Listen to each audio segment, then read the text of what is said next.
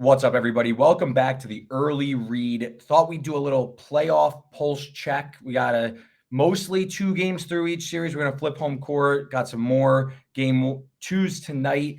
We're recording this Wednesday night. So we're going to go through each series, talk about how opinions have changed, opinions have strengthened, maybe some props that are emerging as teams make adjustments, and we kind of get some more data on these series. To do that, bringing on a good friend of the show, Rick Camp.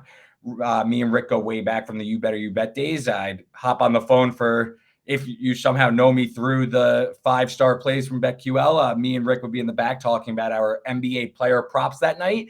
And then I'd go on the show, embarrass myself with Nick and Ken Barkley, and then I would hop off and say bye to Rick. So Rick is does player props for 4for4, Bet Spurts, and he's the host of the I'm Fat Pod. Does great NBA player prop work. So if you want to see that during the postseason, make sure you're following him on Twitter at RickCCamp. Rick, thanks for coming on, man. How's it going? It's going really well. Good to talk to you. Yeah, those You Better You Bet days. People don't know the show within the show, but it's been a good couple days because I feel like I'm one of the few that was actually happy with Tyrese Maxey winning Most Improved Player because I had a 35-1 ticket on him from. I looked at the date yesterday and it was pre-free agency. So it was way before Harden got traded, but when everybody kind of figured he would, and I'm just happy it turned out the way it did. Yeah. No, you did you hedge at all? Any I hedged a little bit.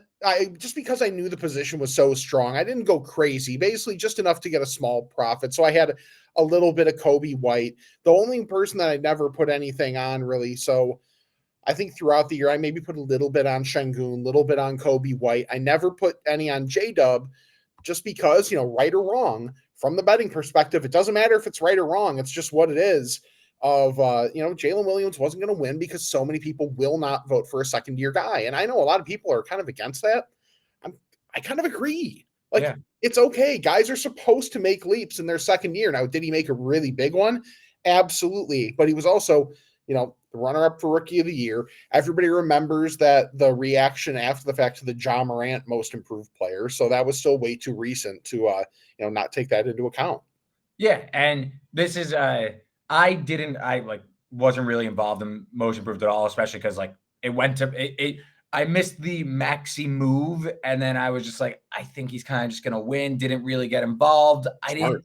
Kobe White, it was compelling, but I wasn't super oh yeah, I missed when he was 100-1 and stuff. I missed that, so I was like, I'm gonna set this out. But I will say one thing I'm noticing, at least with the awards voting, is looking through, because we're recording this in 6 man. It's probably going to come out. I know we're a little oppo here on how this is going to go down. It seems like it's going to go down to the wire. Going through the voter block of what I believe it's going to be, I do think the NBA is putting together the wrong group of individuals to vote on this. I know you need national people, but looking through at least last year's, and I imagine it's going to be pretty similar to this year's, they have regional or market beat reporters, but not for every market. So you're getting inherent biases from certain people that have ties to, I'm just going to call him out because he did, but Jason Anderson of the Sacramento Bee voted for Malik Monk. He said it. I'm not surprised that he voted for Malik Monk. He covers him every day and he probably wants him to win. I would do the same thing if I covered the Kings. But at the same time, there should be a Minnesota beat reporter also voting. That it should be represented across each market to at least filter out that vote, in my opinion. So that's my one little award spiel.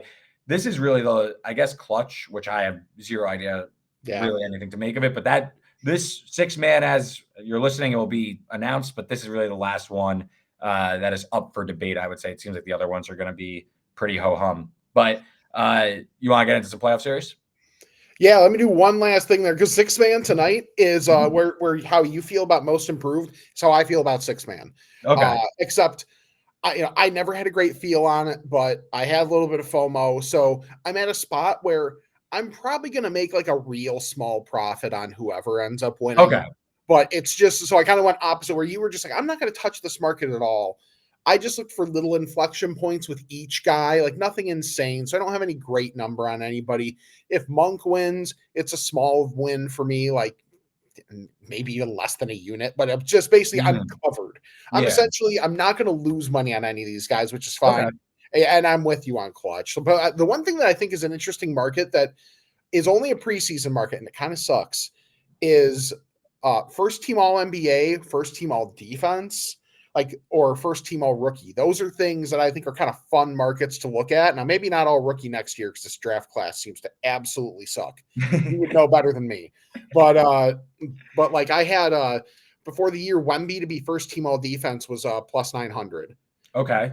So that like something like that, or Jaden McDaniels was 11-1. So maybe if he doesn't get hurt, that ends up being something decent. Or was it Derek Lively was like 13? I know that's one that our guy Ken was on. Mm-hmm. So like those are maybe some other preseason markets that don't get much pub that I think are really fascinating.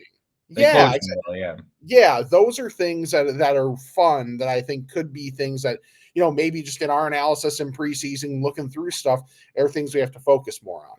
Yeah, and I guess again they close so early, but like we could do like a whole little like full season recap here. But like the Magic were my like team to make a leap. I had them over win total, division. I had Mosley coach. I thought about taking Paolo Mip, and I thought about the year 2 jump, so I talked myself out of it.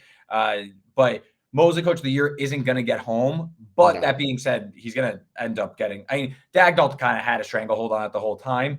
But if you can project a team that's going to take a 10-win leap, or a rookie that is really going to make an impact that might be a little bit further down the board and less expected, maybe all NBA. Like if you bought into the Knicks before the season, like Jalen Brunson, first team all NBA, if you're buying into a notable leap where they're going to contend for the 2 seed, you probably should have like maybe a smidge of Jalen Brunson all NBA. Like that's just like an example that could.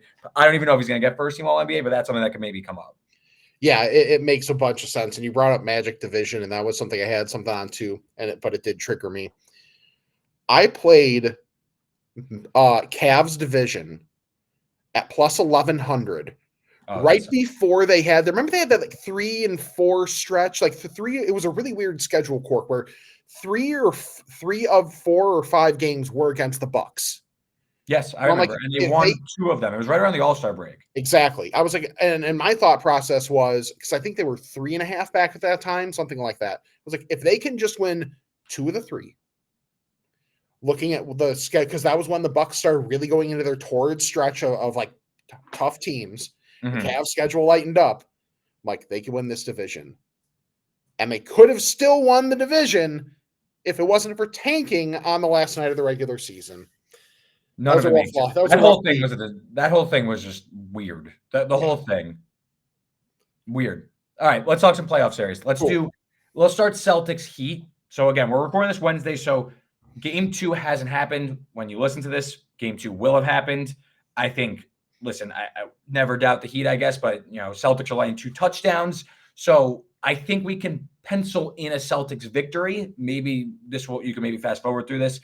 I don't have much on this series from either, series price, obviously, or a player prop angle. I did play personally tonight, Tatum over 8.5 rebounds.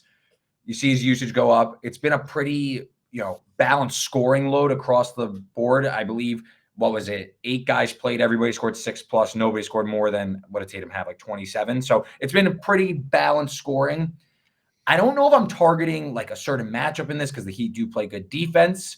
They do let a lot of guys shoot threes. And I think with the Celtics shooting a lot of threes and with the Heat probably upping their 3-point volume, I like the Tatum over rebounds because he's guaranteed playing time no matter what. So that was my look, because maybe more longer rebounds, more rebounding opportunities if the Heat chuck from distance. Rick, anything here on this series, player prop, maybe you feel compelled to talk up the Heat here? No, not even close. I was one of the few that apparently, I'm not going to say like one of the few. I don't know that many people truly thought the Heat could do anything for much of this year, but I didn't feel that scared to be like, oh no, just because of the Heat have done it before. And I just haven't really seen it from them. Like, okay, you beat up on like the Bulls. Cool. Like, great. Well, now no Jimmy, it's like they're really done. Yeah, even with Jimmy, I was very skeptical of this team. But yeah, especially without Jimmy, like they just have too many guys that are limited in what they can do. So, I get it. Like the Heat aren't going to win this series, but along with really, I think for Tatum, especially when it's the playoffs, rebounds and assists. Yeah. They both go up. Triple-double now on Sunday. now it's been proven through different iterations of this team too. The only one that would really seem to throw it off is sometimes there'd be the Marcus Smart 12 assist game that would happen. But now without him, really, it's going to be like these borderline triple doubles for Tatum pretty much every game, especially through this series, into the next round against you would think more likely than not, the Cavs. Okay, that's probably an Evan Mobley matchup. So I still think he's going to maybe struggle a little bit more in that type of series just because of the height aspect for Mobley. But I think just look, especially for rebounds and assists with Tatum in these playoffs. The scoring seems to be a little more balanced than it has been in the past. So I do think those are the categories to really be able to target especially with Tatum. What about like Heat role players? I mentioned Spoelstra harped. I don't have the quote in front of me, but he was harping like adjustment coming. Like we need to shoot more threes. We gotta win the math problem here because the Celtics they take a ton of threes. The Heat are cool letting you shoot threes, part of kind of their defensive structure. But the Heat they gotta start chucking from distance. It's kind of their only path because you're not gonna have like Tyler Hero go like 1-on-1 against Tatum and like try and outduel him. You got to have the likes of whether it's Jovic, Jaquez, Highsmith, any Heat role player stand out to you as a potential, hey, maybe this guy's being lined in like the 8.5 point range. Can he get going? Yeah, I like what I've seen out of DeLon Wright when he's gotten minutes in the postseason. So, and he's also just always been my guy. So that's just someone, random role player that I always like. I think this is where they really miss, being able to trust Duncan Robinson to play more minutes. Just because obviously that's a role that he fills for them in terms of just, even if he's not making the shots, he's going to get the respect and open up, stuff for everybody else, especially Bam. But yeah, I really think it has to be one of those guys. Jaime Jaquez has been fun and he's providing scoring, but he's still not shooting like volume from three. So maybe that ends up being something where it's okay. A guy like Jaquez doesn't really want to shoot that much volume from three, but if they're going to stress it, maybe you just lean into the variance where it's either under his points prop or you play alt overs, something like that. Or you could just play alt overs on threes and be optimistic about what him and the Heat can do. So that's a way to look at it too. And it's honestly same logic as part of the reason that's one of the few ways that the Celtics could lose at any point throughout the playoffs is just 3-point variance. So I really think it is just going to come down to, does Boston get bored and maybe have this be 5 instead of 4? But yeah, I think that's probably a 3-point angle is probably the best way to look at it. Yeah, I was like Duncan Robinson's not healthy enough, at least right now, to trust. Like I know this is before game 2, so maybe he pops off. But like over 1.5 threes is like -110 each way, pretty much. Like that feels low, but I can't trust the minutes. He only played. I think it was sub 20 minutes in game 1. 15 minutes, 2 of 4 from the field, 1 of 3 from deep. Can't trust that. Like if he was healthy, obviously it's a smash. Kevin Love was the other guy, but again, just like where does he go in this series? Like, are they going to match him up with Porzingis, cross match against Horford? It just, I need to see a little bit more anything with the Heat before they bow out to like back props like that. Yeah, I 100% agree. All right, let's keep it moving. Let's do Thunder Pelicans next. Again, this is prior to game 2, so maybe some of this will be a little dated, but you got Thunder win game 1, probably the best game 1, and maybe Knicks Sixers, but best game 1 of the weekend. Reopened similar market, 7.5 point favorites in game 2, totals 211.5. We don't have to break down this game too in depth. One prop I did play was Josh Giddey under Pra 20.5 at a cheap price. Only at 2 points, 3 rebounds, and 3 assists in 20 some odd minutes in game 1. I don't know if this is a series for him because the Pelicans have a lot of length, and I think that the Thunder need to space out the Pelicans. Like you could find a way to stick Valanciunas on Giddey and kind of have him just camp in the paint. Lets the Pelicans probably get their more preferred style. So I think this might be more Kason Wallace, Isaiah Joe, etc. And Giddey sticks to that 20-minute load. So Giddey's a guy I'm looking to fade based on what I saw in game 1. But Rick, what do you got here after a very competitive game 1? Do you think the Pelicans are somewhat live? Not really. I would be very surprised if they're live for the series, but I need to call myself out because centers against OKC have been a look all year, especially physical guys. Even if defensively they're going to have issues when getting spaced out. Me being an idiot, did not play any Valanciunas overs. And I've been pretty steady on Valanciunas this year when he was getting steady minutes. So the fact that he went 13 and 20 just bugs me because I looked at it, but I'm like, maybe they'll, go hard into the matchups game one. No, game one's a feel out process. So that's where you kind of get, okay, let's see how you respond to my fastball. Okay. And then you kind of work off of that. And that's what, Mark Dagnall's probably going to do with OKC. I 100% agree with your angle on Giddey. And just that I don't even know if he'll get those 20 minutes. Like it could be that much, or maybe they just keep that in their back pocket unless they absolutely need it in this series.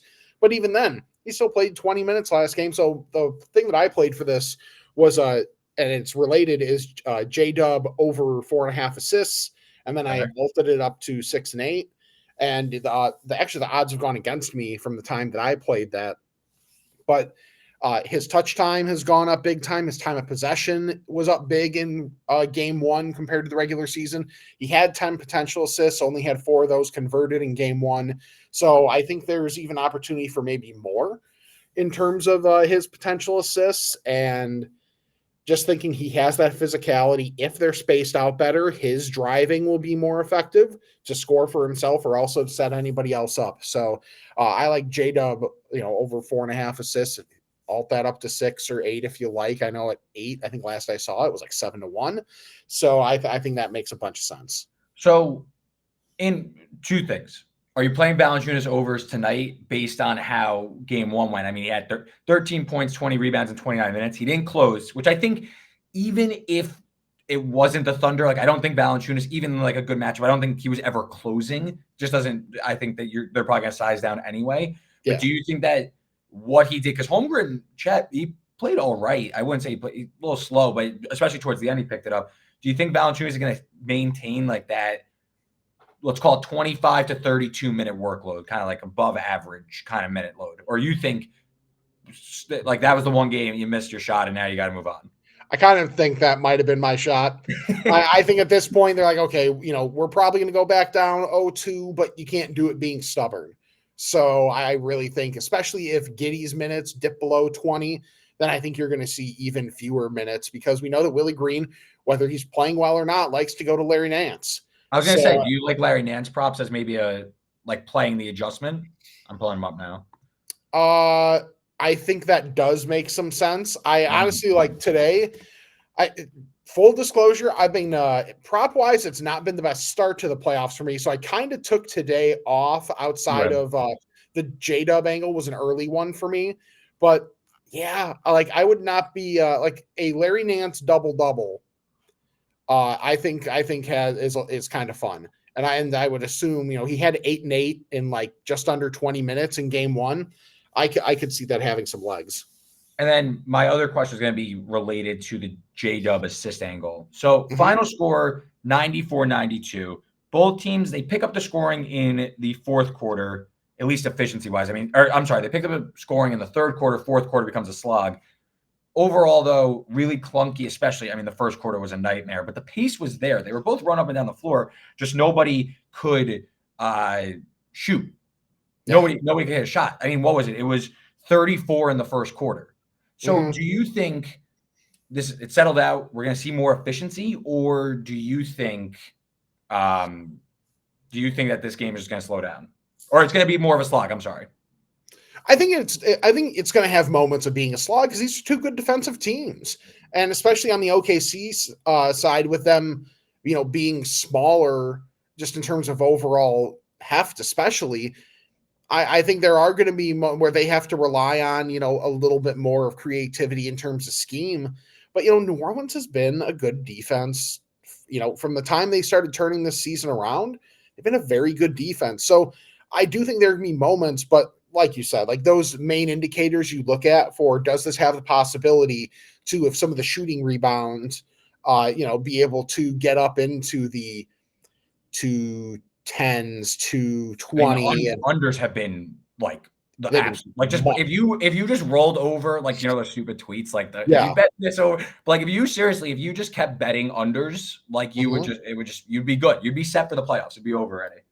Yeah, I love those too, because it's like, okay, who has the money and the time to think about, oh yeah, this, I'm just going to keep rolling this. You know what? Just for funsies. The who doesn't have that me? The best is then like when it loses, you have zero. Yeah, exactly. Exactly. When you lose it all. Right. Like you're telling me you're ever going to feel great about an under in this Pacers-Bucks series? No, thank you. So I do hate to interrupt though. Yeah. Naz Reid won Sixth Man of the Year, which is really a huge windfall for me. I had a little bit at 80-1 at the All-Star break. Nice. I had very small, just a dart. I thought it was weird. I thought he was way down.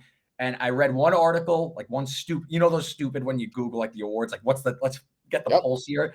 I think it was like clutch points or something. Like Naz Reid was like a third place vote. And I was like, huh. And I just was looking down. I saw 80-1. And then we added some more. And that's great. I did not think he was going to win. So that's, wow. Let's fucking go. That's fantastic. Because like with Naz. But you didn't lose though. Because now I don't want to be like, I don't want to be rude now. No. I mean, I had no big winner no matter who won.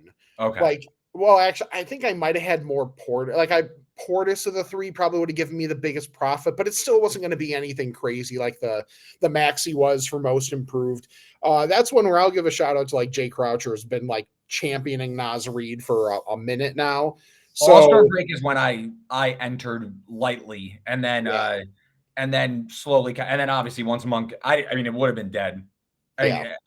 I was tracking. I mean, we completely took this off the rails here, but I was tracking it. I did not think he was going to win, so it was really tight. I can't wait to see the award ballots. He's also I mean, Sixth Man this year. Let's be honest, it sucked. This is consecutive years of it being a crappy group of people of Sixth Man candidates. So early thought for what I've seen, at least. I promise we'll get back to the playoff stuff, but what I think going forward though, because what sparked, like I saw Naz Reid really long odds, and what I looked was like, okay, can he really win the vote? And I thought back to last year when Brogdon won Sixth Man in a really close one.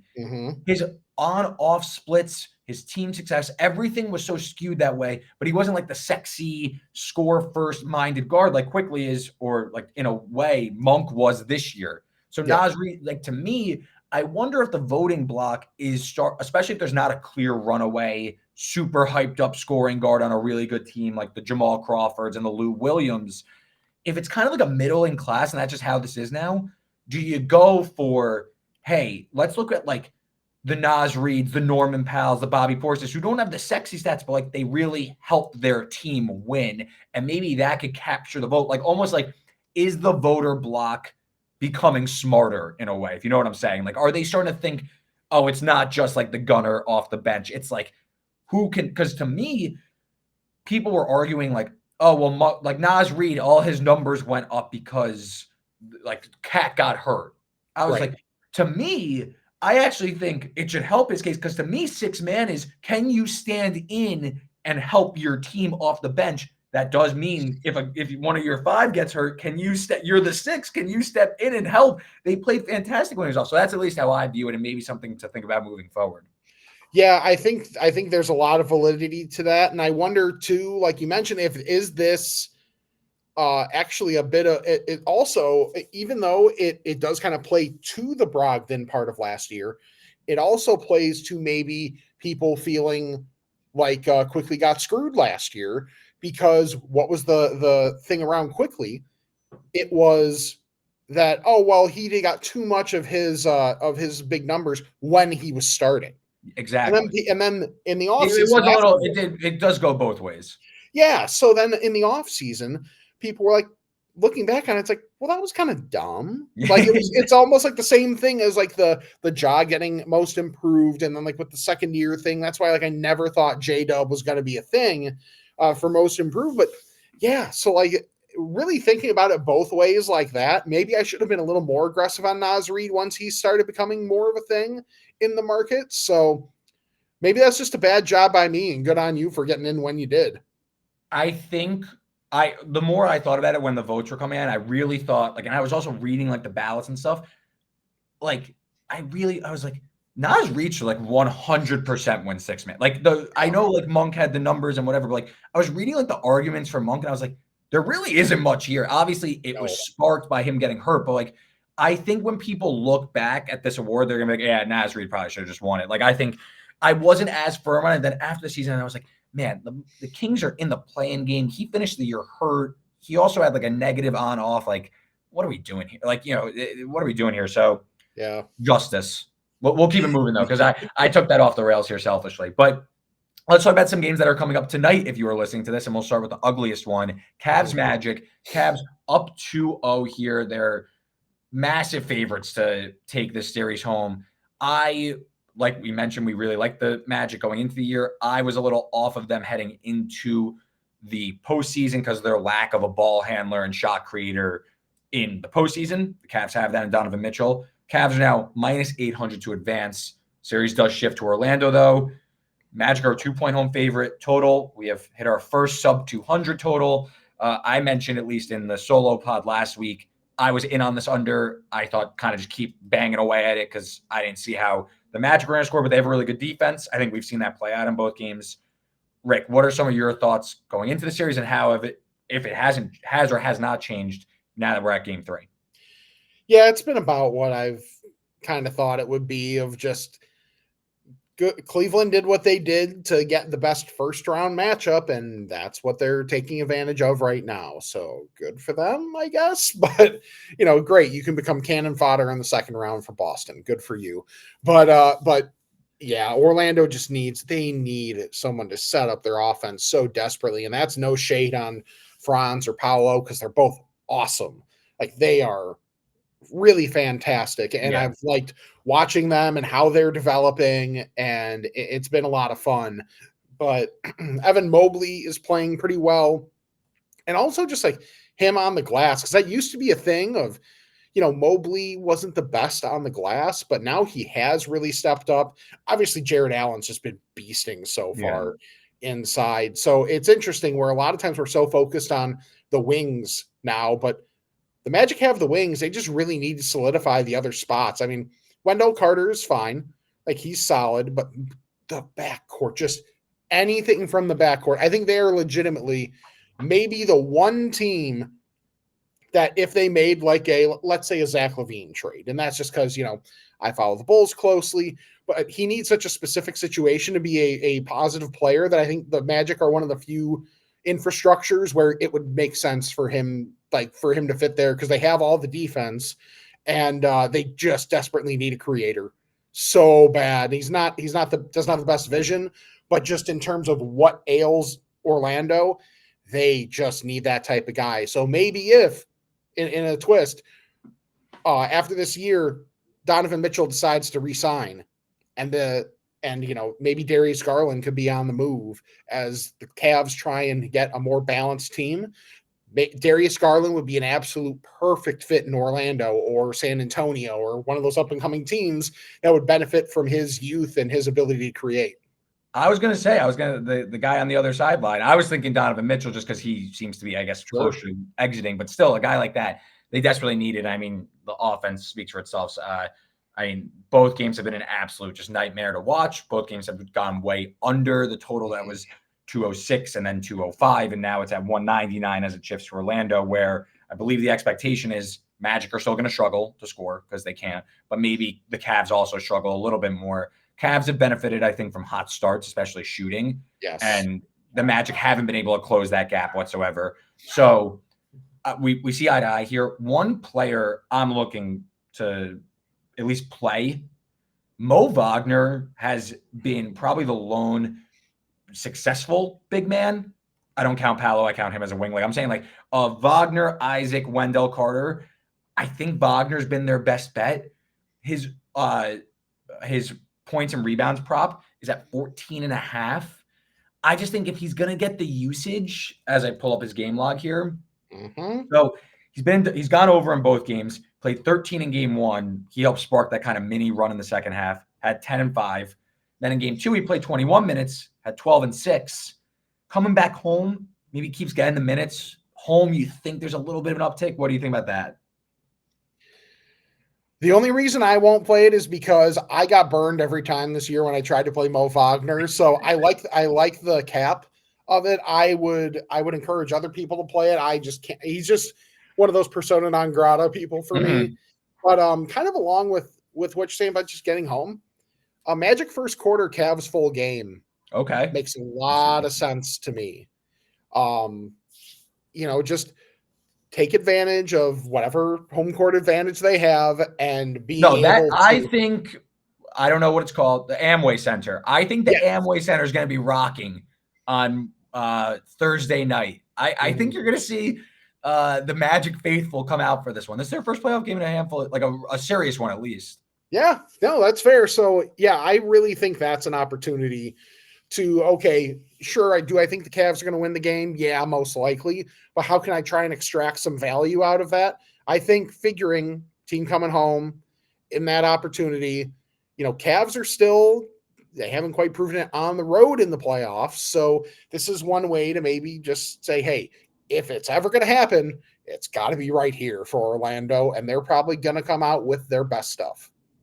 I like that look. I like that. I don't have it. I have like double result. First half full game is Magic Cavs. I know that's not the exact plus 430. I know that's not your exact bet, but like that's kind of the range you're probably looking at.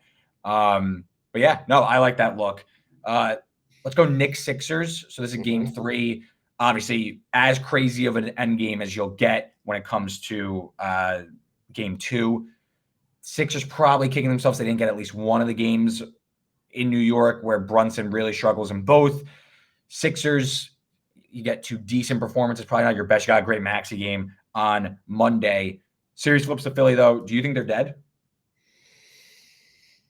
I guess you technically can't say dead when Embiid is there, but you have to worry about just how much Embiid's going to be able to hold up. So Philly's going to get at least one of those games in Philly.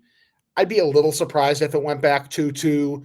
I just think this is going to be 5 or 6 for the Knicks at this point. Like the Knicks tried to give you opportunities, and just, you know what? Call the timeout. Yeah, one timeout. Like, did you end up probably getting screwed on not getting a call? Yeah, most likely. However, call the timeout. Yeah. You have one. That's what it's there for. So as much as, Daryl Morey's going to file his, complaints and whatever and grievances, execute on the court. I completely agree. Stop making excuses. They have the people to be able to do it in an individual game, but it's just the consistent, like the thing with the Knicks, I don't think they have the highest ceiling in the world, but man, do they have a real solid floor. And in this type of series, it's the team with the solid floor versus the team that could have the crazy high ceiling. Like if Embiid was looking consistently healthy through these games, I would feel more confident about saying that Philly had a better chance, just because he could totally take over for starting these 2 games and then come back and just like have it go 2-0 Knicks to 4-2 Sixers. But you just cannot trust that enough. So in this situation, I'm going to take the team with the high floor that Brunson's play, if he gets back to even an average Brunson game, gives the Knicks some more ceiling than we saw in the first 2 games. That's the issue with, like, you're talking all NBA players. You only get a few clunkers, and you got to cash in on the shitty games. There's a chance now, maybe going on the road, maybe a little bit different, but like still, Brunson's, again, to me, he's a first team all NBA player this year. He's due to bounce back, and you didn't win either of them. You had to get at least one, because if it's 1-1, sure, Embiid with the knee, you never know, but like it's like, okay, we got 1, and arguably we should have had 2. We're feeling great here. We took home court. We're in a great spot. Because I think I was theorizing on the pod last week, I didn't know what to make of that number, because I thought that the Knicks should have been favored, but you need to acknowledge that, well, if Embiid is healthy, even though he looked like shit in the play-in game, if he is healthy, the Sixers are the best player in the series, and they were the second best team in the East when he was healthy. Yeah. So you have to give something. So you have a coin flip series. And I think this series, maybe coin flip is a strong word, but like the gap is clearly not that great between either game. Both games were in doubt in the last handful of minutes both times. The Knicks got both, which is to your point. That's where would you rather the solid team that has like is kind of steady going, or would you rather the team that fluctuates and goes up and down? So I think the Knicks probably win this series because I can't trust Embiid, but like I can see a world where like if Embiid reaches that ceiling, which he hasn't a lot in the postseason, Sixers winning wouldn't be any sort of surprise. I think to me, this series shows concern about the Knicks going to like the conference finals or upsetting the Celtics. To me, it shows like, and another thing I was talking about before the series, and this kind of confirms it. Like I was saying, I think the Pacers could break through to the Eastern Conference Finals. I think that the bracket kind of broke their way. Obviously, to me, if they could get past the Bucks who are banged up, and we're going to talk about that in 2 series, and then the Knicks who they won the season series against, like the Knicks to me, Brunson's got to figure it out, but like you see the cracks in the foundation. If a team could kind of clean the glass against them, and you saw the Sixers do that because they got smoked in game 1 in terms of second chances. Game 2, the Knicks were only +2 in terms of rebounding. So the Sixers continue to close that gap. I think this can get a little shaky, or the series could get a little shaky.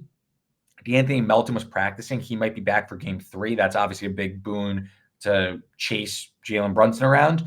Any props in this one? Because I was looking around.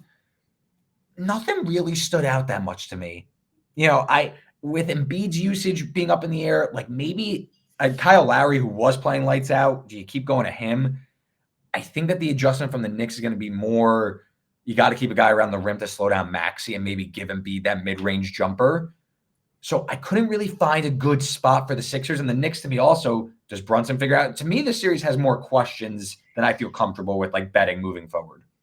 Yeah, a lot that I agree with there. And especially with, did my first cursory look for next game at what those props are going to be. And it's just tough right now. Like, especially with, you would think, boy, all this volume in terms of minutes for the main guys for the Knicks is fantastic for props. Mm-hmm. Well, thing is, when you know that that's going to be the thing, and there's really not much variance to it, it makes it easier to set the props because, Josh Hart's going to play 44 to 48 minutes in pretty much every game. So even though he puts up crazy totals, and maybe if you want to, go a little crazy with 3 points, if you think he's going to keep them you got to fade hard after the first 2 games going on the road, right? I agree. Yeah. Because I would never touch an over, but hey, if you're a Knicks person and you just want to go woo Knicks in your bets, do you? That's one you could go with, but just because he's going to get shots up and they're going to dare him to shoot him, but I'm not betting that. Yeah, it's just maybe a little bit of a Brunson buyback, but I don't think that it's just not getting discounted enough for me to really want to be like, okay, well, this is the game. This is when like I'm going to need value to, basically try and catch the falling knife with that. So I'm with you. This is a series I thought I was going to have a lot prop wise on. I really haven't so far. I completely agree. It's been tough props. And Josh Hart, they're not giving you like a break. Hart's points prop at 13.5. He plays too much probably. And then his threes prop 1.5 shaded towards the under. So they're not giving you anything whatsoever. I got to derail you for a second because we got the voting for 6-man. Yeah. Oh my God. How close? 352 points for Reid, 342 for Monk. Here's the breakdown. They both had 10 third place votes. They both had 39 second place votes. Monk had 43 first place votes. Reid had 45.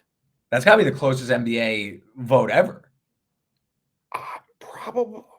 So that means the people who basically abstained because they voted for your Norman Powell's, your Bobby Portis's vote, those are the guys that decided the vote. Yeah, so clearly some of them had 2 of those other guys on the ballot and no Malik Monk at all, which I think is kind of crazy to not have him in your top 3. I was thinking to myself, the way the voting was coming out, it's a 2-man race basically. It's going to come down to who puts the guys at third. But yeah. I mean, leaving them off the ballot, that's kind of aggressive, but that's crazy. Now I have it up too. Wow. Yeah, and people were making the argument for Bogdanovich. He started like 35 games. Give me a break. Yeah, and the fact that generally this, when you look historically, this is an award that has been given to a sixth man on a team that's good. Yeah. Just so happens, and I wonder if it's because of consolidation of resources. A lot of teams that are great don't have really good sixth men anymore. So maybe that's one of those things that's been part of the rubric that we just kind of have to discount a little bit more now. Yeah, something I gotta do like an awards something or another going into next season. But Nuggets obviously come back down 20 in the second half, win a thrilling game at the buzzer. Jamal Murray walks it off. That's now 10 straight wins for the Nuggets over the Lakers dating back to last postseason, up 2-0. I bet the Nuggets with confidence in the series -1.5 games. So I was on Team Nuggets going into this. I didn't really buy into the Lakers hype. I will say the games have played out not exactly how I expected, but like Lakers are competitive with the Nuggets. We know this, but when it gets to the fourth quarter, LeBron has shown, I guess not in game 2, but in general, the Lakers as a whole have shown their offense can't hold up in the fourth quarter against Jokic and the Nuggets, who are the best fourth quarter offense in the league. Now we're going back to LA. Games of pick 'em. I kind of lean towards the Nuggets, honestly. I kind of think that this one's kind of wrapped. Maybe the Lakers get this one, the Nuggets get game 4, and then it's over in Denver. But Rick, do you see anything? To me, even if the Lakers won game 2, D'Angelo Russell hit one less three than the entire Nuggets team. I didn't buy into the Lakers making this a series. Are you compelled to maybe make like a Lakers series spread maybe after what you've seen? No, I started the series Nuggets -2.5 games. Yeah. So I've been very confident with the Nuggets all season. Like I know it's very chalky and not as fun, but it's the Nuggets-Celtics collision course. It really feels like that, even if like the Nuggets path is going to be tougher. Like I still really think it's going to come down to those two teams, and it's just a matter of identity. Denver knows exactly who they are and in what situations they're going to do exactly what they're going to do. Like, okay, you have your Jokic Murray 2-man game, and then you're trying to collapse from the weak side. But then, like in any other situation, would Michael Porter Jr. be someone you would ever leave to go take care of the primary action? No. But it's just that's what they have, because they, maybe to our point about sixth man, they went all in on the best starting 5. And it's proven to be absolutely great for them with with Aaron Gordon, even though he's been probably his play of the starters has maybe been the most up and down a little bit. But it's also, look at the defensive assignments he has in this series. So I totally get it. And yeah, just it's not even like we're getting bad Laker games for this to happen. The Lakers are playing well. Like the Nuggets are taking good shots from the Lakers here. And here's where we are. It's still 2-0. Yeah. So I think maybe the Lakers get one game at home just to, break that streak. But then once Denver gets one there, they can come home, close it out, and then be able to watch. And I'm sure for them, they would love to see Mavs-Clippers go as long as humanly possible. Yeah, I honestly, I think their biggest test will come next round against Minnesota. If we're talking like where will the Nuggets get tripped up, I just think Minnesota presents the toughest test. But yeah, that's going to be fun. I don't think the Clippers have the size to contend with Jokic, and honestly, I don't think the Mavs have the size either. No, man, okay. I know I messed up saying, because I kept thinking of Denver as the 1 seed, probably because I bet it, and then they were in it for so long, and then it didn't happen. Daniel Gafford, not that I have anything against him, because he's a good dude, like, because he drafted by the Bulls, so he started here. Listen, I understand he's a great fit with Luka, but he's a great rim protector thing needed to calm down. That's not his gig. Yeah. Like, he's fine. If you're looking for like a low tier starting center, that's what he can bring you. That's why so many people were kind of against that trade for Dallas, because of how much it hurts them in the future for a guy that's just kind of blah.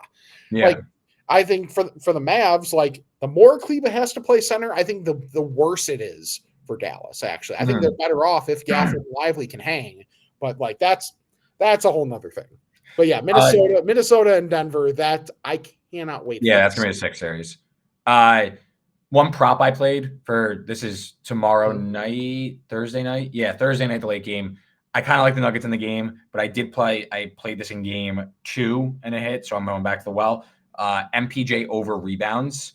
So I played 6.5 minus 148, I believe. So I paid a little bit to get 6.5. Okay. It's 7.5, but really cheap. At FanDuel, it's minus 104. There's some plus ones out there as well at Caesars. He's gone over. So again, we're doing like this 2-year sample, right? Where the Nuggets have won 10 straight. Okay, he's gone over them in 9 of 10, and one of them was 7. So he's been in this ballpark. Last year in the playoffs he had a 7 rebound game, but he also had 3 of 10. In this series, he's had 9 and 8. The minutes are there. You mentioned that their depth isn't as prominent as it was last year. They're kind of relying on their 5-man rotation. Maybe Porter cools down. I like the rebound prop, though. Especially, you got to think the Lakers come back down to earth with the shooting, so there's more rebound opportunities. Exactly. So I like Porter Jr. over rebounds. I also don't hate like a Jamal Murray bounce back game angle either. He's kind of cooked the Lakers over the past few years. Yeah, I'm 100% with you on that with Porter. Like, he's been a good rebounder in the playoffs as their starters play more minutes. Like, that's where his height and athleticism really benefits, especially on a lot of those like those threes that end up getting missed. Those like not right at the basket, but that like if you think of it in terms of the 3-point line, just kind of cut into thirds inside, like that middle third, it really ends up being where Michael Porter Jr. gets a lot of his boards. And he's like the second guy that will get those the boards where it's uncontested and he's the only one that's going to stay back. Aaron Gordon hasn't proven to care as much about those like taking them from Porter or taking them from Jokic or anything. He's also a poor defender, so he typically gets the worst guy like on the floor. He'll take like the Taurean Prince of the world. So if he's not getting the ball, like Porter Jr. is kind of like close, like he's more inclined. Like the guy he's guarding isn't as much of a threat that he has to worry about, so he's allowed to kind of crash the glass a little bit more. Whereas someone like Aaron Gordon, he's probably guarding LeBron, so he's a little bit more focused on that. Any other props stand out to you in this one? I had pre-series. I bet Murray to lead the series in assists. That's not totally out of the realm of possibility, but not looking great at this point. So the Lakers aren't doing as much of what like the Heat did in the finals. Because like last year, if you look back at that series, it was more like you mentioned, Murray burning the Lakers, like being the one to go way over what his normal output would be, and Jokic still getting the assists, where it was really against the Heat and what they tried to do, where it was, listen, we're not letting Jokic, we're going to force Jokic to score and not let him create for anybody else. So I'll be fascinated to see whether it's making an adjustment in this series or when you get to that Minnesota series, is that going to be something that they try and do, or are they just going to be like, screw you, here's Rudy Gobert, and but have at it. Have fun. This guy's the defensive player of the year.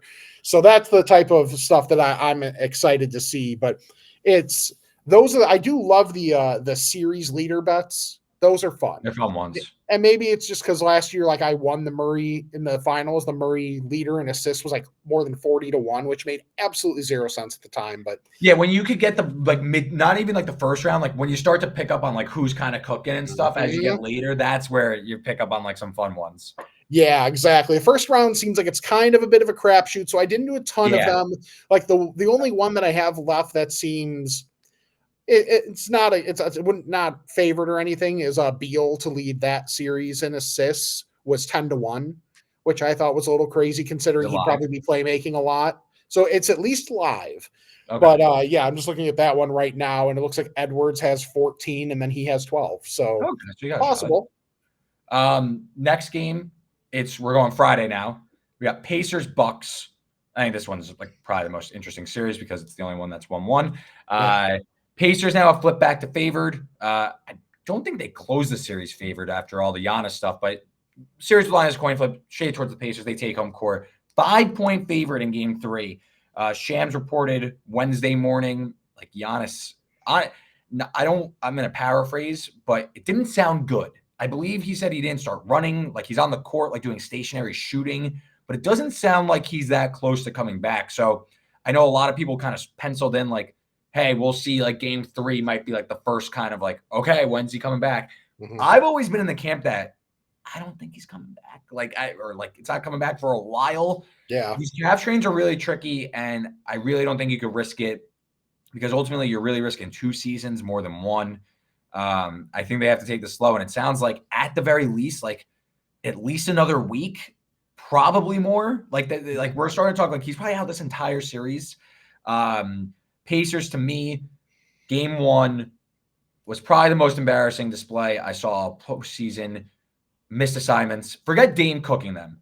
There were guys open underneath the rim, like just like botched assignments.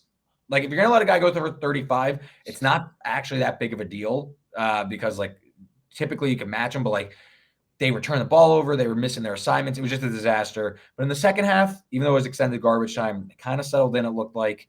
And then in game 2, they really settled in. They continue to win the rebounding battle. Halliburton looked much more comfortable out there. Siakam continues to be a matchup nightmare. It looks like whoever they throw on him just does not have the foot speed, whether it's Middleton or Jay Crowder. I had a pre-series bet on the Pacers. I kind of think I'm going to ride this out until I see more Giannis news. But Rick, what do you see here? I think we saw the 2 extreme performances from the Pacers, and now they're probably going to settle in a little worse than game 2, but definitely better than game 1. And you mentioned Siakam, and that's what's fascinating is that he was able to score 36 and 37 in the 2 extreme games. So you would think he probably settles in. Like maybe this is just the series where because the Bucks are so limited defensively, what moves do they have to make to try and slow him down? Like that's the thing. Like, do you want? This is why they like the Bucks to begin with. Like they're not good. right. Like that's the thing. Is like they did everything they felt like they had to do, but now it's like, okay, look at your roster. Yeah. Your roster does not have many good defenders, and it's very shallow. So, like I saw the prop is 27.5 for Siakam point wise. I'm tempted to still take that over. In both games, he's taken 8 more shots than any other Pacer.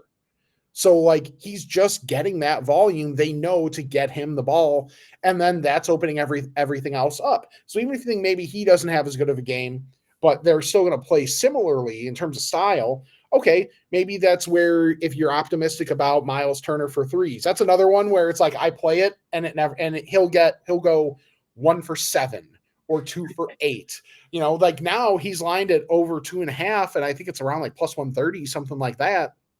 So as we're looking at it right now, to where, okay, if let's say they play how they're playing, Siakam maybe just turns it down a little bit, then maybe that's where someone like Turner from 3 or Turner points could end up doing well, because I never want to play Turner boards, especially in the playoffs. That's just Siakam's going to roll that, but now that number's getting a little too high to play. So I just don't know. I kind of want the Bucks to prove that they can slow down Siakam, or Siakam prove that he's going to play differently enough or poor enough to where that number needs to be below 30. What about Nesmith? You were mentioning Miles Turner. What about Nesmith? He's kind of the guy that I pegged. I watched game 1, even in like them embarrassing themselves. Mm-hmm. Minutes have gone up, month over month. They've continued to rise. Really good shooter, obviously. Averages 12 a game. I mean, they only have, at least where I'm looking, they only have points up, probably because nobody knows about Giannis, but he's at 11.5, Nesmith. So he scored 7 in game 1. He took 7 threes. Yeah. Scored 11 in game 2. He took 8 threes. And he's played 37 and 36 minutes, respectively. Probably going to target his threes. The other one I written down was Halliburton points and assists. He has like 20 plus potential assists. And it all comes down to like, will the Pacers hit their threes? Mm-hmm. So I kind of like the coming home, Halliburton still creating, and I like Nesmith to also cash in. So that was my angle, but it seems like we're looking at this series the same way. I won't speak for you, but like, do you think the Pacers are going to advance? Because I do. I still think it's very close, but if I was forced to choose, I would choose Indiana at this point. With Nesmith, I was actually looking at his rebounds plus assists. That number's 7.5. Like, considering he had 7 in game 1, and considering how poorly they shot, like, okay, but he's not going to be the biggest on the offensive glass. Like, that's not really going to be his thing. He's a good secondary defensive rebounder.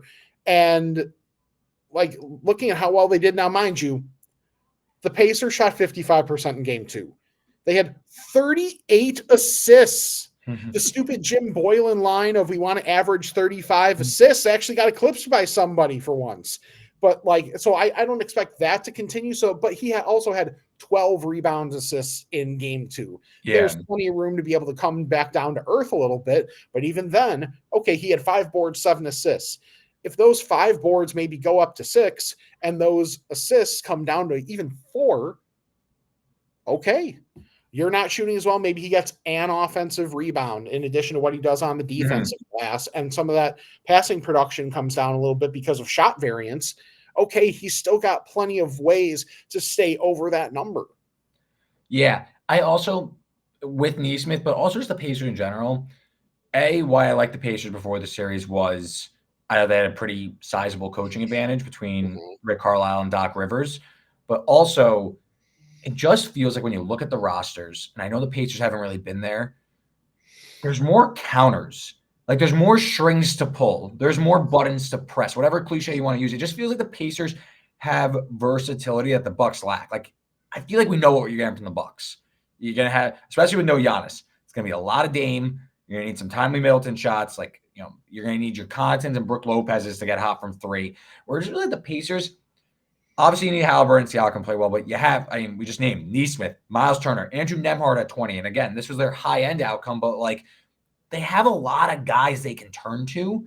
Maybe too many guys, because I thought it looked kind of silly in game 1 with the rotation, but this feels like Carlisle, if one's not working, he can go to another guy, not for a huge role. Obviously, Halliburton needs to be his best, but it just feels like the Pacers have a versatility that the Bucks just lack, and I feel like that's important as the series goes on. Yeah, I feel like at some point they are going to need a big scoring output game from Halliburton. So, like, that is going to need to be there at some point these playoffs, especially if, like you mentioned, and I think is reasonable to think that they could have a scenario where they would make it to the Eastern Conference Finals, almost like the Hawks did a few years ago. And then you just have to hope that they don't buy in too much to their, to their own brand like the Hawks did. But if they're going to do that, Halliburton has to be able to score closer to what he did earlier in the season before the injury. I don't know how feasible that is. So that's why I still am a little hesitant, even in a matchup against the Knicks, where the Knicks are probably going to be dead tired by the time they get to that series.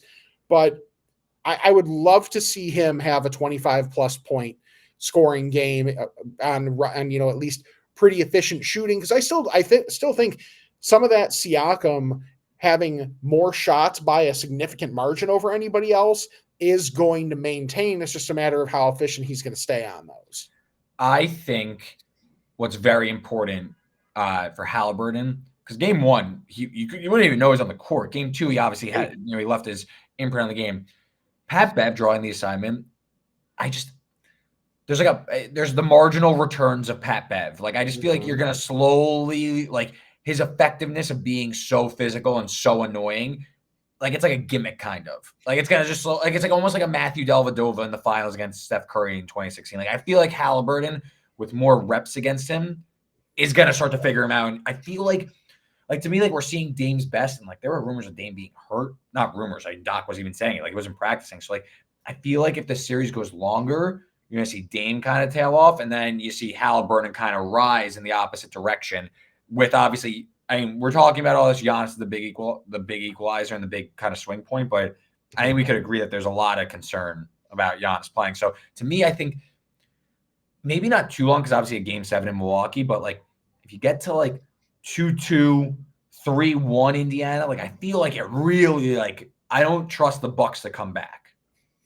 Yeah, I agree, especially because I think the only way this gets to 7 is if Giannis comes back. Yeah, I agree. Like, I think one of these teams is going to just get hot, stay hot, and win this game in probably 6. Like, I tend to think Indiana has a much better chance of being that team than the Bucks.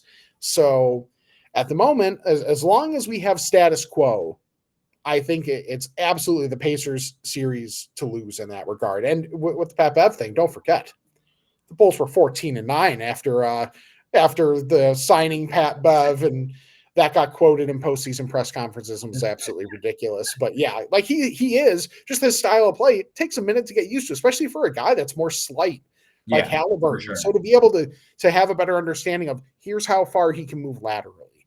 Okay, here's what I can do then to be able to get him off balance, put myself in an advantageous position against him. So I like the thought that going home, having some reps against Beverly should really give him that advantage going into game 3.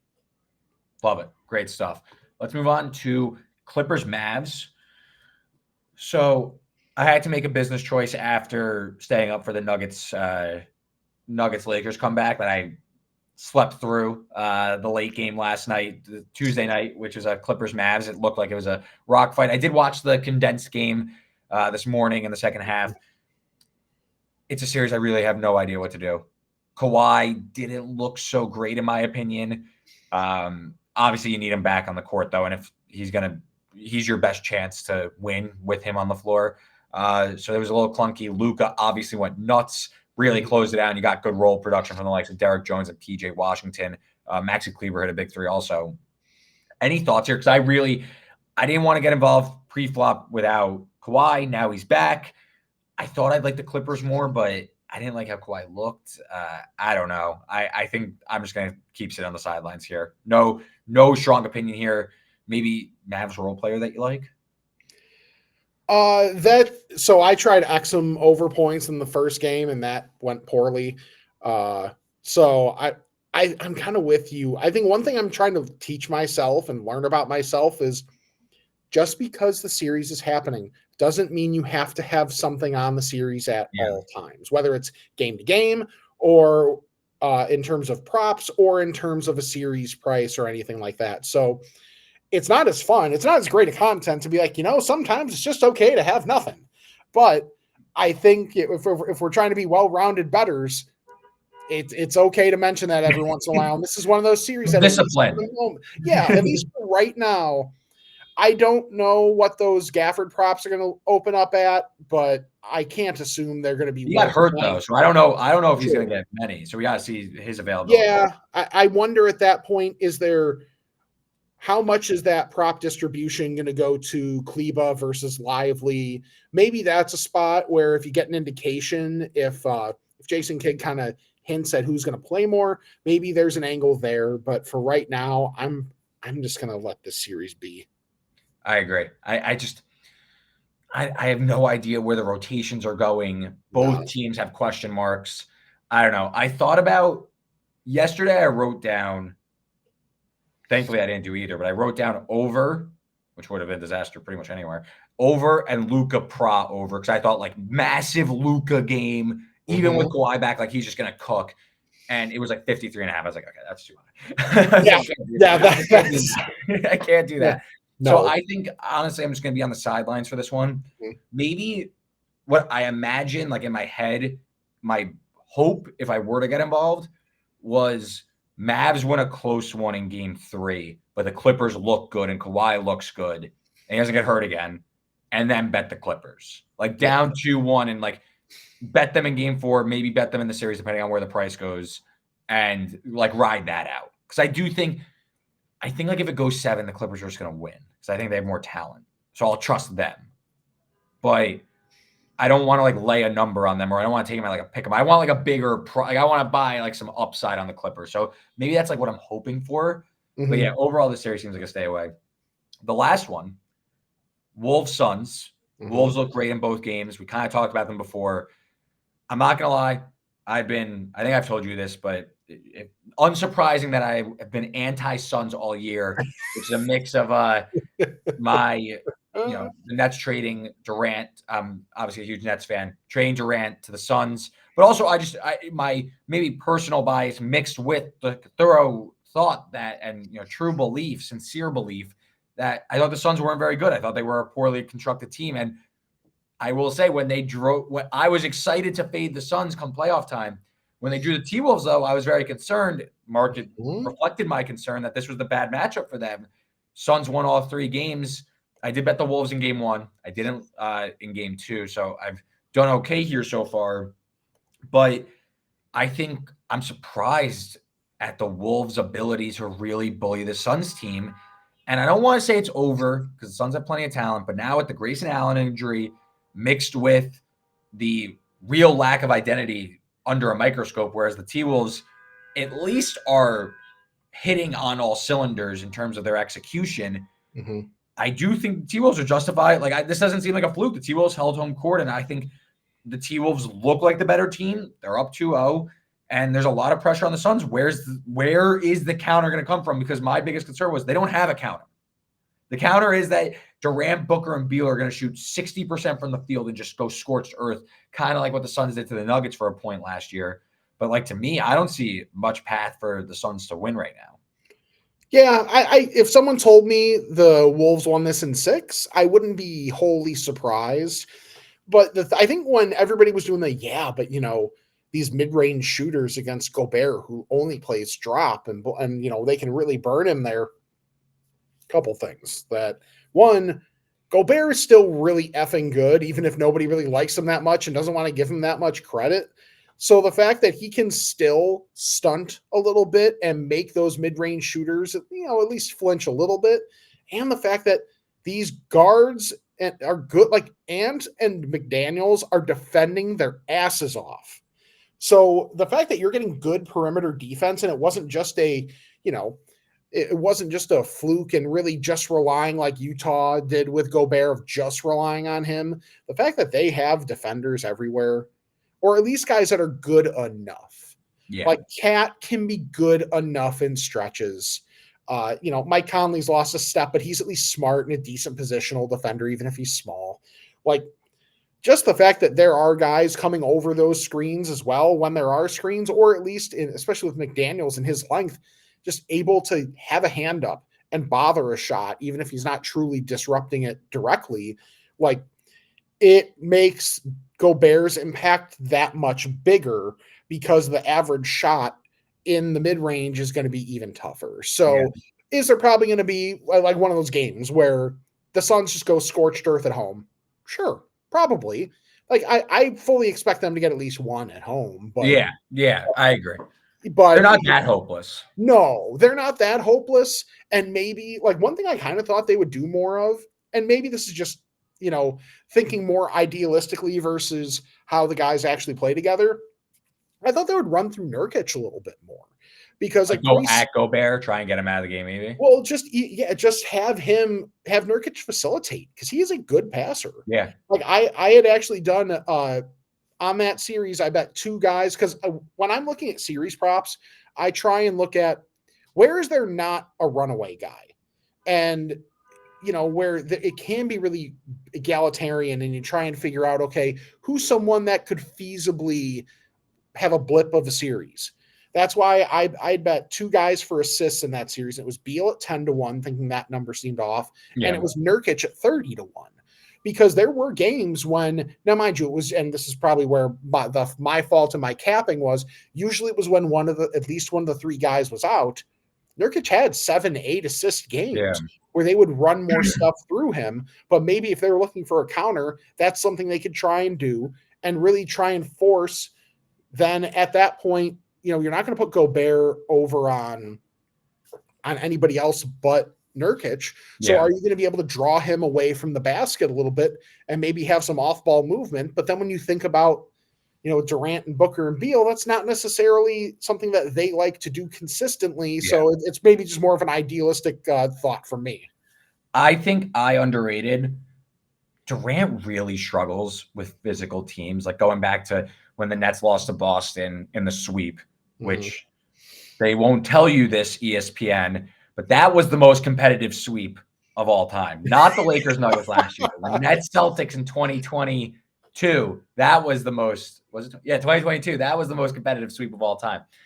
They really struggled, or Durant really struggled. Grant Williams, Tatum, Brown, just in his shirt, just no respect. Yeah. And you're seeing a similar thing with the Wolves. They are just getting physical with him, and he's older and he can't take those bumps anymore. That slight frame isn't as bouncy. He's still amazing. I'm not saying he's not even playing that poorly. It's just like he doesn't have the body to withstand some of that physicality that the Wolves are really bringing out in this one, especially with the way the NBA's, and I think this is something we've kind of glossed over. We've kind of mentioned it, but like the way the games are being officiated really kind of tipped some of these series, even if not directly, but indirectly, especially like a series like the T-Wolves and Suns, where the Suns, they want to play open court, a little bit more finesse ball. The Wolves, they're down to play physical. They're down to play two bigs and kind of get, get in your shirt and play a little, push you out of the way. So I think that's when in their favor. One guy, though, I'm looking, I don't know if their props out yet. This was something I just wrote down just after watching the game. Yeah, they only have points out. But Jaden McDaniels, so he went nuts in game 2. Scored 25, 8 boards, 3 assists on 17 shots, and didn't shoot that well, especially in the first half. What about like under with the series flipping on the road? What do you think about that? I like that. I like the sell high on the trendy role player. Maybe gets into foul trouble on the road. Because if you look at game 1, played about the same amount of minutes. I mean, he played 41 in game 2. He played 38 in game 1. Shot 3 of 7 from the field, though. He had 9 and 6. And his points props 11.5. So it's not like we're paying a crazy tax, but like, are we going to see kind of like a regression to normal? His season-long average in like that 14.5-ish range. So if his points props 11.5, rebounds, call it like 4.5. Like you're looking at like a prop 16.5. It's a low number for a guy who's going to play, but I don't know if the usage is going to be there as much. Right. He doesn't have as high of a consistent usage because even just looking back at game 1, 7 shots. Yeah. He was 3 of 7. So, and like that's not even shooting that bad for him, especially considering the amount of generally when he's getting shots, it's either threes or like 18-foot jumpers. That's what I'm saying. So yeah, I like the idea of fading him in that spot just because, like even Conley is more consistently going to have open shots and hit open shots. He's more of a threat from 3. Yeah, so I totally get that and think he has a better chance of consistency, especially in terms of scoring than McDaniels, where that they're just going to say, don't let them kill us. Yeah. That's all we need is keep it within a relative range of possibilities, and we're going to win a vast majority of the time. So that's going to be his focus. The one that burned me last game, I had a couple of these from the last couple of series that I tried to catch a falling knife on on role players. Okay. And it was Nickeil Alexander-Walker over on threes. Okay. He went 1 of 4 last game. That was a disaster. And it was Derrick Jones Jr. under 4.5 points. Oh, he went way over. Yeah, he was over in like 3 minutes of the game because he actually shot. And the thing is with him, it was like what was the number? When he plays under 20 minutes since the trades, he averaged less than 4 points a game. So I was like 20 some odd minutes. Okay. So it was I'm sure maybe there was a little bit of a trickle down with Gafford getting hurt, but he played 32 minutes. Yeah. So he saw the Gafford minutes probably. Yeah. So they end up just playing I'm sure it was have Kleba out there, have Derrick Jones Jr. as a weak side rim protector. So just with that happening, they needed his rim protection. So that kind of screwed me, even though it was done in 3 minutes. So let's say Grayson Allen is out or limited even. Are you maybe interested in a Suns player, like maybe seeing an uptick elsewhere, maybe like someone's threes props?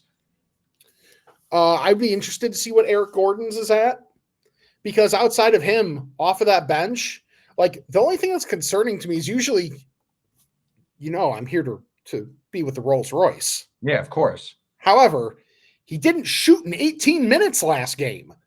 Yeah, and he closed the season really strong too, which is weird. So maybe this is the buyback point on him. We might have to take the Rolls out for a spin in game 3. Alt overs, like 3.5 threes. Suns win in a landslide, and like everyone starts like gassing up the Suns again. God damn it, Reid! You got it didn't take much, but what is it? Talking stick, like the talking stick crowd really rallies around their Suns, and they come out and they smoke the Wolves. They win like kind of like a game 1, how the Wolves did it. Maybe. Mm-hmm. Yeah. I don't think the Suns are going to win the series, but I definitely could see them getting at least one, maybe both at home. Yeah, I think us seeing all these home teams win is just kind of jarring to the system, and having us be like, God, is this going to be like a short first round? And in the East, probably, but still, like, Yeah, I think we're going to get some of that. Okay, this is really the playoffs, and that culture shock comes back to us with some of these road teams winning at home.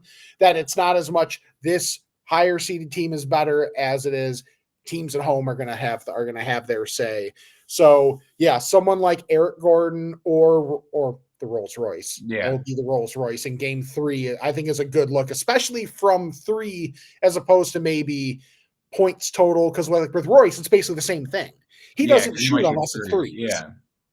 So the other one I had written down, and we could go briefly on this, Cat got into foul trouble last game, so his minutes were limited, but I don't think he's going to play that many minutes to begin with. He played 27 in Game 1. He played 24 in Game 2. He played really well in Game 1, I'll say that. He had 19, 7, and 4 in Game 2, where he was a little bit more limited due to foul trouble, 12, 8, and 1. I know that the Timberwolves are really leaning into this too big lineup, and the Suns haven't been able to crack it. Is there a world to maybe come off of Cat, though? Maybe play under? Maybe it's like a combine, like a Pra or something? Like, how do you feel about Towns in this series? Because I know that was like a big sticking point going into it. I know he's in foul trouble, like I said last game, but I think he's passed so far. Do you see that keeping up, or do you think that maybe the Suns can figure out a way to target him in this game? I'm probably just going to stay away from him, but kind of along with that, I thought an interesting note is that circling like back to their minutes from last game, Towns only played 23 minutes. So you would think, okay, Naz Reid had probably 20 to 24 minutes. Yeah. He played 17, and Nickeil Alexander-Walker had 31 minutes. So they went smaller. Yeah, so they actually are liking a little smaller. So even if you take out those last couple minutes of just total garbage time, like you're looking at an extra 3 to 5 minutes probably where they could have gone double big with Naz, and they ended up going with Nickeil Alexander-Walker. So it's little. But when we're talking about role players in the playoffs and what their props generally are, 3 to 5 minutes can make a huge difference. Well, it's interesting because Naz Reid played pretty well in the first game. And then he's played less minutes. I mean, he didn't shoot super well, but scored 12, 2 rebounds, 2 assists. I don't know what his plus minus was, but he saw 2 fewer minutes in Game 2. So that's interesting as well. He only had 5 and 2, no assists, shot 1 of 5 from the field. So maybe that's an angle, fade against the guy celebrating his 6th Man of the Year award. Yeah, possibly. And I think what was interesting too is that in that Game 2, Nickeil Alexander-Walker, maybe because he wasn't shooting well, he had 5 assists. Monte Morris had none. Monte Morris only played 11 minutes, but still, considering, what they're doing, a guy like Alexander-Walker maybe being the creator off the bench, even though, like, let's be honest, Minnesota they don't have a ton of creators anyway. Yeah. But especially with Kyle Anderson, he's really been their creator with those second units off the bench when it's not Conley, when it's not Edwards that's in the game. Alexander-Walker probably had to absorb some of that role, not just in terms of maybe a couple minutes here and there, but the actual physical role of being that guy. He has more juice than Monte Morris. Whether like Morris might be the better pure point guard, but like if you're trying to like get some like juice out there though, like Nah definitely presents it. Even if like you have to give back a little bit as a facilitator. Yeah. It's funny in terms of like respect for the point guards versus juice. Yeah, like the Timberwolves reverse like fundamental. Yeah, the Timberwolves have 0 juice from the point guards. It's like Conley and Morris. Okay, cool. Yeah, they have like your high school coach's dream at point guard, and like Chris Finch is like, no, we need another hooper on the court. We got to get some spunk out there. Right. Rick, before I let you go, any other? I know we ran through all the series. Any other thoughts across the postseason, whether it's a futures angle or anything else that we missed going through the series? I wish I had more because usually I'm against one of the favorites to get to the finals. And I just, but God, this year, like it just feels tough. So if I'll say to anybody watching, if you are convinced or at least have a stronger lean than the market says on any of these teams to beat either Denver or Boston to get to the finals, then maybe you should look at that best player for conference finals MVP, something like that. So, and especially if you think the other is going to get there. So if you think it's going to be Denver versus someone in the East that you think is going to beat Boston, or if you think it's Boston versus someone in the West that you think is going to beat Denver, then maybe you should just bet that, like, let's say you think the T-Wolves are going to go to the finals. Maybe that bet should just be Ant Edwards, Western Conference MVP. Because if they're going to get there, he's going to be the dude. Yeah. If you think, let's say something maybe crazy. It's almost a mini hedge too. It's not like a pure hedge, but it's exactly an alternative. It's a way to get equity elsewhere to suck some equity out of like your bets. Exactly. So yeah, just always look at, if you think a team's going to do whatever they're going to do, whatever that barrier of entry is.